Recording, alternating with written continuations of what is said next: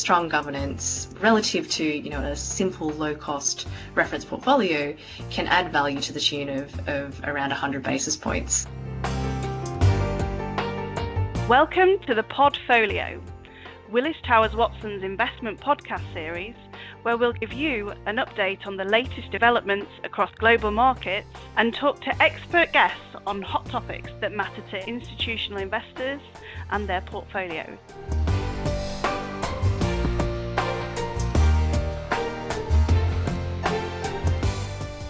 Hi and welcome to the Podfolio podcast. I'm your host, Lockmar, and today we're very pleased to have Jess Melville as our guest. So hello and welcome, Jess. Hi, love. Thanks for having me. So Jess is head of strategic advisory based in Australia, and she works with a range of clients, including some of these big super funds, which I'm very excited to hear a bit more about.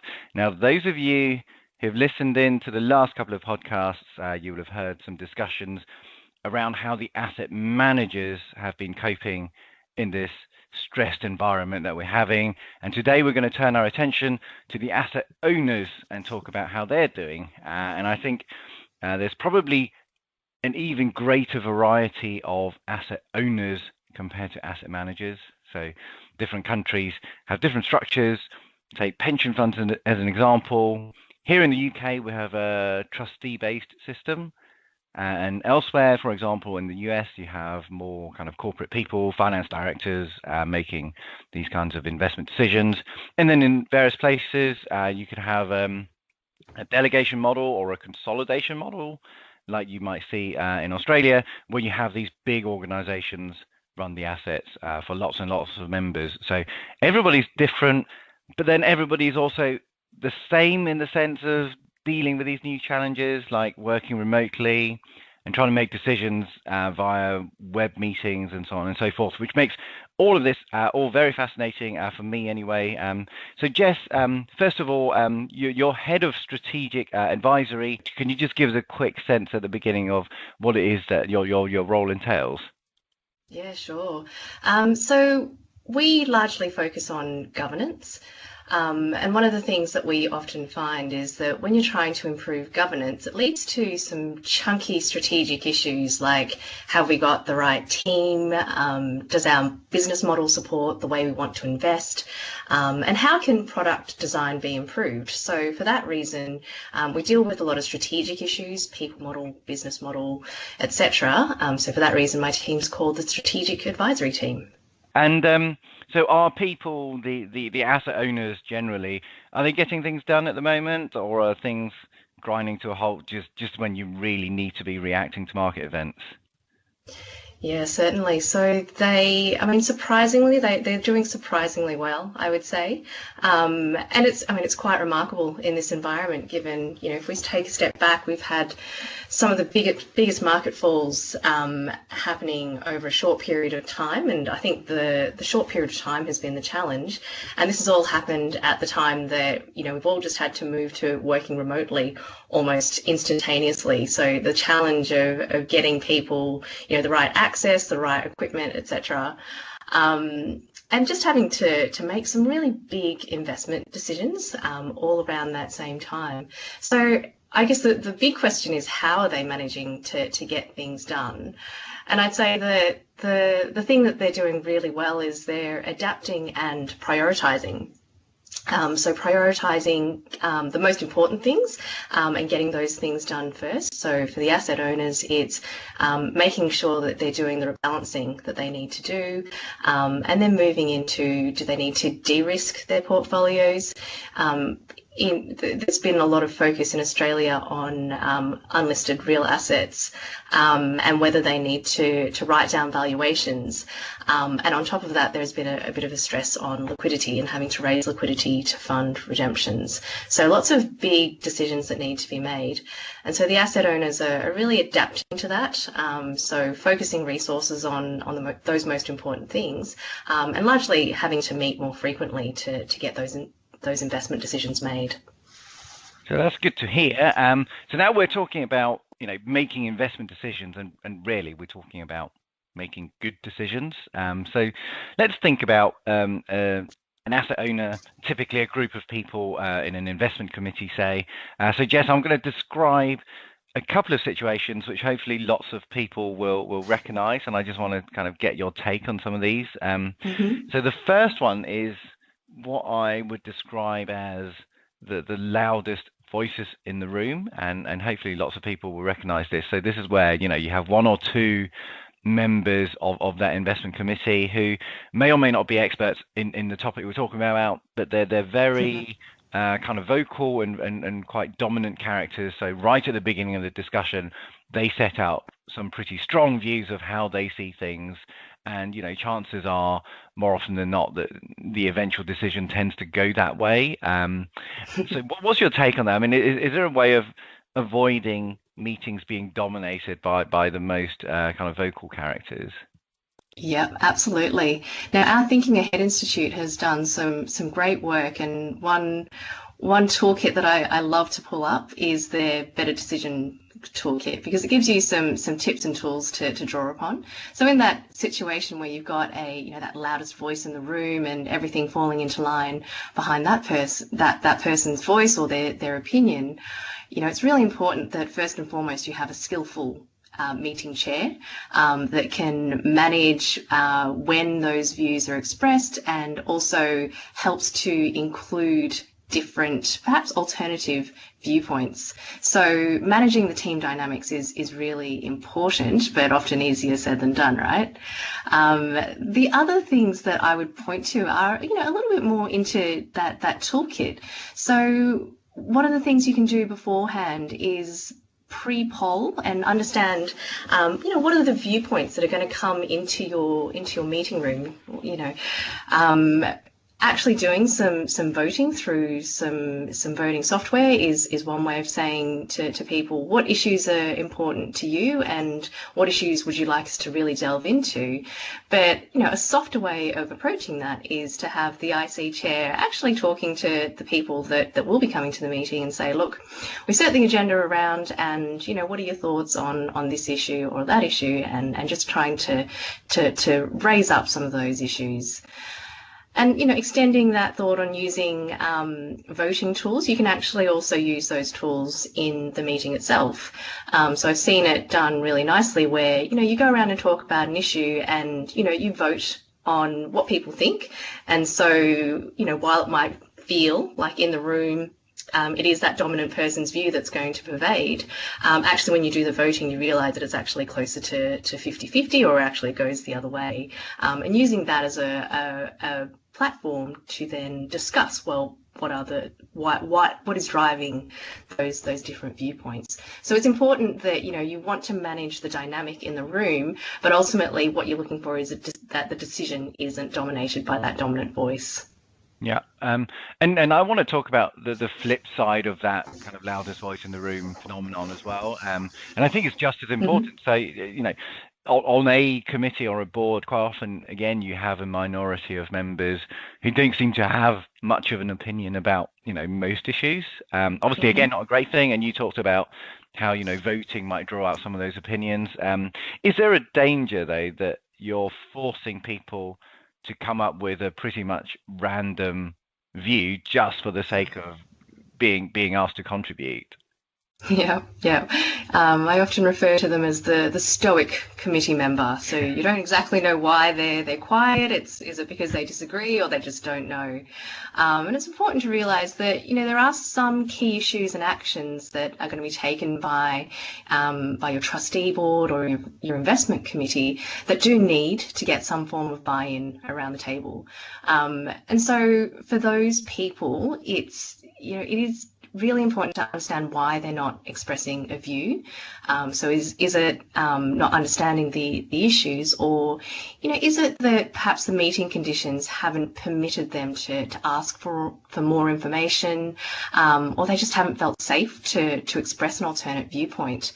So that can also come back to those pre-meeting conversations that the chair can have, and also that pre-polling that can help flush out some of those views. And it might not be that person that raises it at the meeting, but it is the chair that it's really their responsibility to raise those issues.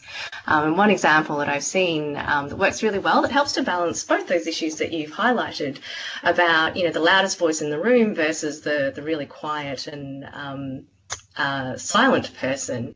One thing that I've seen done really well is the IC chair spends a lot of time beforehand, once the agenda's gone out and all the materials have gone out, a couple of days before the meeting, actually phoning around the committee members and saying, right, well, I think these are the most important issues, and I think we should be discussing this, this and this, and what do you think? And basically finessing the timing of the meetings to focus on the most important areas, but then going one step further and saying, look, very happy with that. Out of the 7 agenda items, we're going to focus on 3 areas. And I'm actually going to go around the room and ask you to just give me a couple of minutes on what you think of these issues, so people don't feel like they're put on the spot and they've got a bit of time to pull together their thoughts on what they think of a particular issue. So I think that one worked really well. Yeah, and I think if every IC chair did that, I think you would get better decisions getting made, honestly. And one more hypothetical situation for you, Jess, and this one is pretty close to my heart. I call it a bias towards the status quo. So the fear of making a change in an investment strategy, because if that doesn't go well, then it looks like you personally caused that bad thing to happen. And we know that's not logical, because if you don't make a change, something bad could also happen, but it just somehow feels less like that's on you.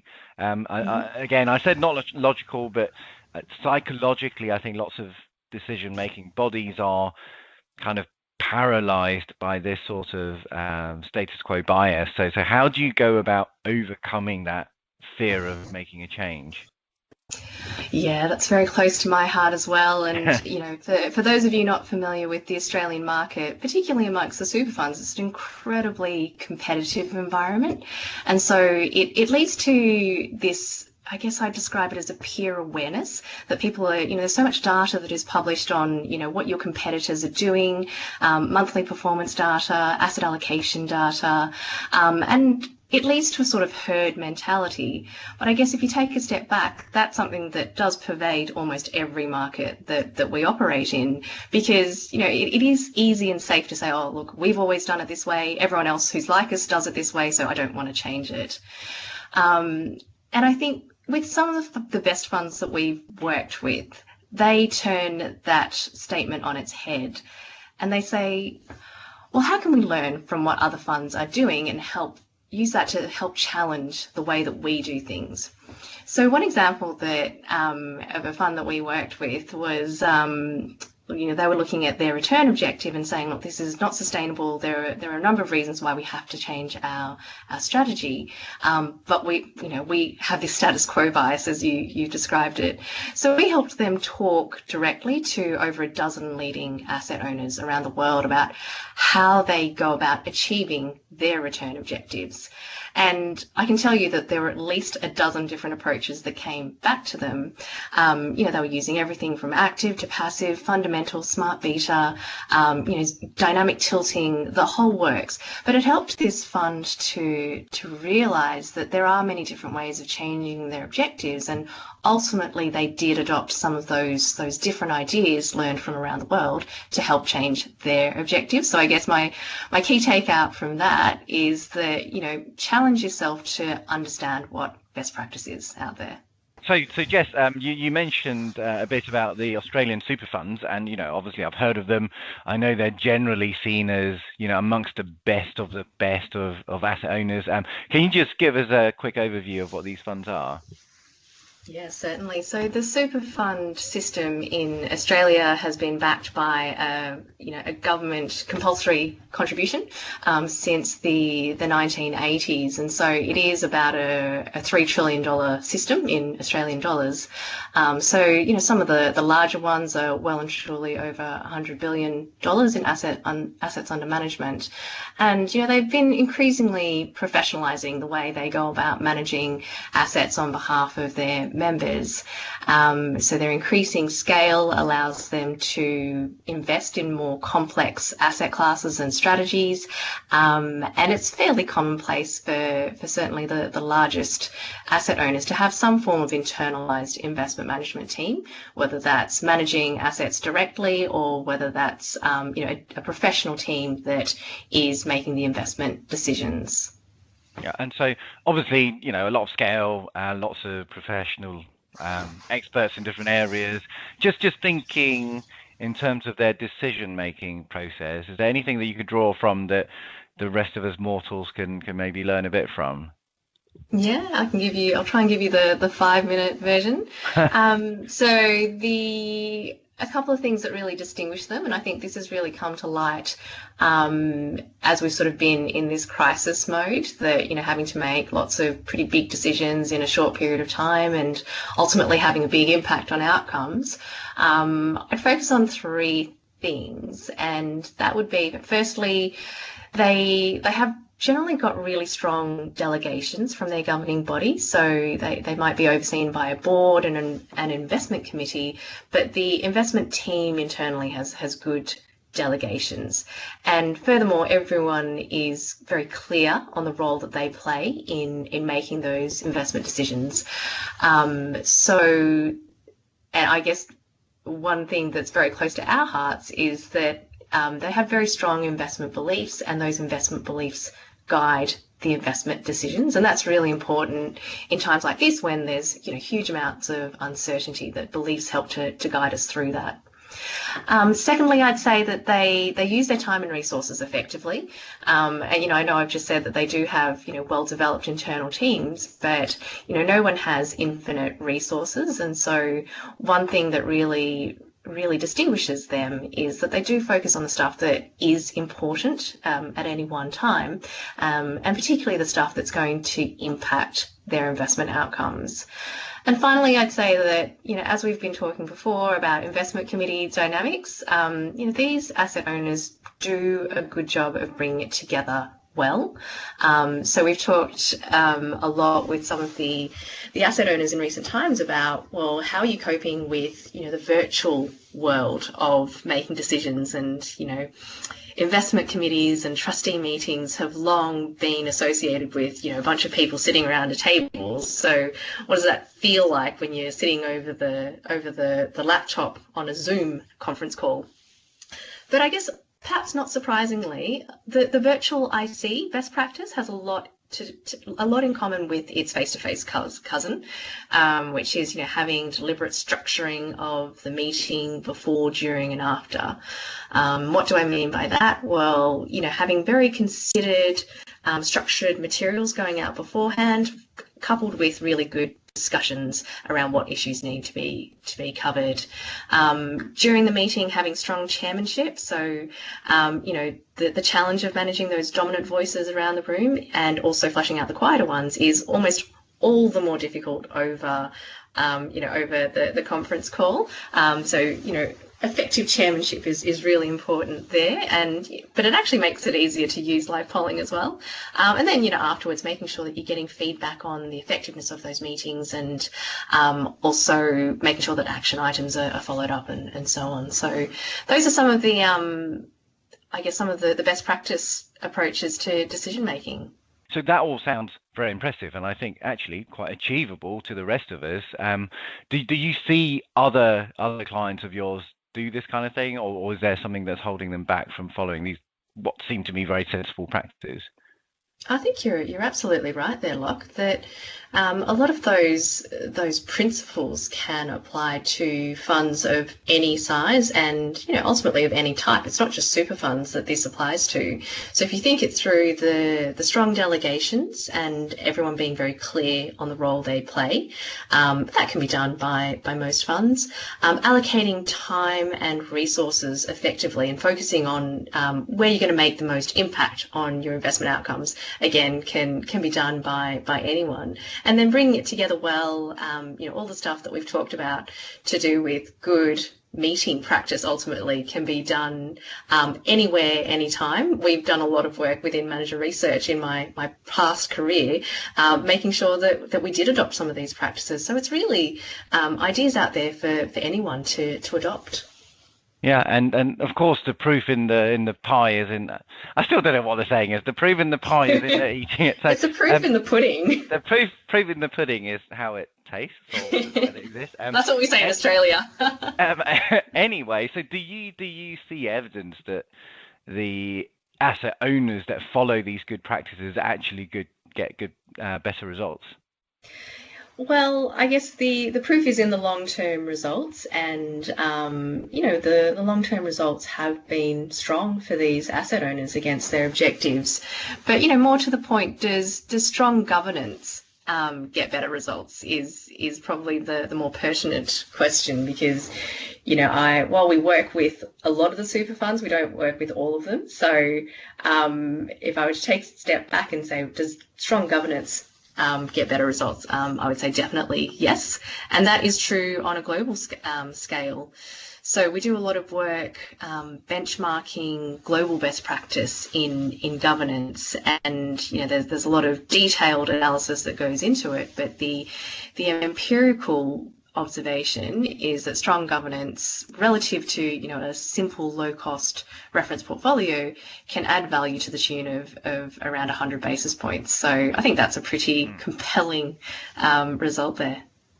And it shouldn't really be a surprise that if you have loads of very clever people, full-time professionals and experts in their field making all these decisions, they will on average do better than other people who are not in that happy privileged position, but a lot of things these super funds and the like do are pretty complicated. So if you're not in that position, is there actually an argument for sticking to what you know? So we know that diversifying assets and going into different areas or using more sophisticated structures, maybe derivatives, are all very sensible things, but how do you balance that against the risk of getting it wrong because you are going out on a limb and you're not an expert in every single one of these things?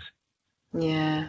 I think it's a really, it's very topical right now. It's something that is probably confronting many people. You've had David and Craig on your series talking about, what's our economic outlook and the possibility of having V-shaped and U-shaped and L-shaped scenarios. So what do you do? What are the options available to you if complexity is going to be a challenge? I think my response to that is that, we should always stick to the things that we know. But if you're a trustee or an asset owner, you're in a position where you're trying to achieve an outcome for your members and your beneficiaries. So you shouldn't let what you do know be a barrier to achieving those objectives. And what do I mean by that? Well, look, we know adding diversity is a key strategy to holding the portfolio that is robust to a number of the outcomes that are likely to happen. So it is important that governance is not a barrier to holding that portfolio. And if it is, then, the advice there is to look to external partners to help out there. Yeah. So, and one last question then, Jess. So we've been in lockdown wherever we're listening to this from. We've been in lockdown for a number of weeks and months now, but it does seem like there is probably a light coming at the end of the tunnel. We could see our way out of this. So do you see any positive changes in the way that asset owners are going to operate once we come out of this period of lockdown? Yeah. It's isn't it nice to think about what the light at the end of the tunnel looks like? I think there are some really nice green shoots that have come out of conversations that I've had and also read about. Starting up with a more joined up approach to thinking across the portfolios. So I was talking to one of my clients probably about 2 weeks into the lockdown, and I said, how are you going as a team? And he said, what, we're doing really, really well. And better still, we talk to each other more than we ever did when we were in the office, which is really funny. But, they just they worked in their own asset classes, and they didn't have a lot of reason to collaborate, essentially. So I'd like to think that, the reason that they were talking was that they had some immediate actions to take. They were considering whether to take risk out of the portfolio, and they also had some liquidity requirements to meet. But I think that was a really nice silver lining in all of that. So I'd like to say that in the longer term, we're going to end up with some more joined up thinking and more coordinated action that kind of endures past this lockdown, and making sure that thinking and action focuses on the overall portfolio objectives, which is what we call the total portfolio approach. And, we genuinely think that will lead to stronger investment outcomes. Secondly, I think that, one thing that's really struck me is that there's just been such a huge focus on employees. And, I think that's true within Willis Towers Watson, as well as, across all the asset owners, that there's been this unprecedented focus on the welfare of our employees, their mental well-being, stress. And I think that's just something that shouldn't mean revert. I read an article from a CEO of one of our clients, actually, and she was saying, look, I'm really conscious that we're all working from home, and, we're probably just working longer hours than we usually would. So one thing that she did across her organisation was make sure that everyone had an hour in their diaries at lunchtime just to take a break. And I thought that's a really nice thing to do. That's very civilised. I know. I mean, to do what? To walk around the backyard, but, it's just a really nice thought that we should all just take a break, because you would have taken a break in the office as well. So I think, going forward, I'd like to think that there's just a stronger appreciation for each individual's context, and, greater adoption of flexible work practices, and just generally more focus on culture. And finally, I think that, the other thing that's really struck me about just everything that's been happening in the world is that everyone appreciates our interconnectedness as a society and our vulnerabilities when one part of the system is impacted. So I'd like to think that there will be a continued focus on those bigger picture issues like sustainability and climate change. Well, that's a lovely note to end on, Jess. So thanks very much, Jess, and we hope the rest of you enjoyed listening to this as well. So this is probably the third in a series of podcasts looking at how decision making is done at the asset managers and the asset owners as well. We'd like to follow up with more discussions along those lines, particularly around I&D, inclusion and diversity. So how do decision making bodies make sure they have a rounded collection of views, looking at the problem from different angles, and for that one, I'd really like to not just do the isn't diversity great kind of discussion. I want to go into some of those more interesting and controversial areas. So please do look out for that. And in the meantime, do take care of yourselves, and thank you very much for listening. You've been listening to a Willis Towers Watson podcast. For more information, visit willistowerswatson.com.